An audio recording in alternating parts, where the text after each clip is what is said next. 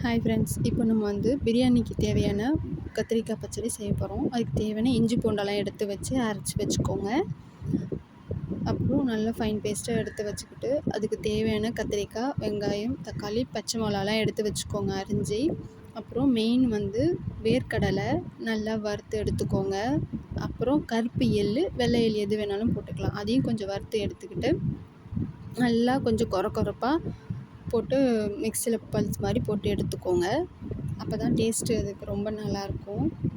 ரொம்ப குழஞ்சிட்டுனாலும் எண்ணெய் வச்ச மாதிரி ஆகிடும். அப்புறம் ஒரு வானல் வச்சு நல்லெண்ணெய் ஊற்றி அது நம்ம கத்திரிக்காய் இருக்கும் இல்லையா, அதை போட்டு நல்லா நல்லா வதங்குற வரைக்கும் போட்டு எடுத்துக்கணும்.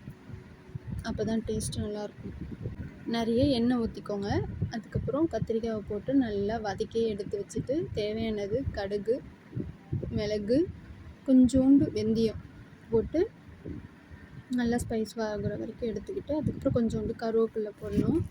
கருவேப்பிலை போட்டதுக்கப்புறம் பூண்டு கொஞ்சம் போட்டு நல்லா வதக்கி எடுத்துக்கோங்க. அதுக்கப்புறம் ஒரு பச்சை மிளகாய், அதுக்கப்புறம் வெங்காயம் போடணும். நல்லா வதக்கிட்டதுக்கப்புறம் கொஞ்சோண்டு தக்காளி சேர்த்துக்கோங்க.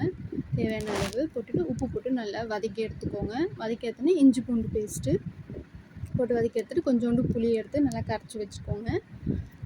கரைச்சி வச்சுட்டு கொஞ்சோண்டு தேவையான அளவு மஞ்சத்தூள், மிளகாத்தூள் போட்டு நல்லா கலந்து எடுத்துக்கோங்க. நம்ம வதக்கி வச்சுருக்க கத்திரிக்காய் அதில் போட்டு அந்த புளி தண்ணியை அதில் கொஞ்சம் ஊற்றி தேவையான அளவு தண்ணி ஊற்றிக்கோங்க. தண்ணி ஊற்றிட்டு அதுக்கப்புறம் நம்ம பவுடர் அரைச்சி வச்சுருக்கோம் இல்லையா, அந்த பவுடரை போட்டு நல்லா கலந்து கொத்தமல்லி இலை போட்டு மூடி வச்சுருங்க. நல்லா வெந்துடும். வெந்ததுக்கப்புறம் பார்த்திங்கன்னா நம்ம கத்திரிக்காய் ரெடி. பிடிச்சிருந்தா லைக் பண்ணுங்கள், ஷேர் பண்ணுங்கள், கமெண்ட் பண்ணுங்கள், சப்ஸ்கிரைப் பண்ணுங்கள்.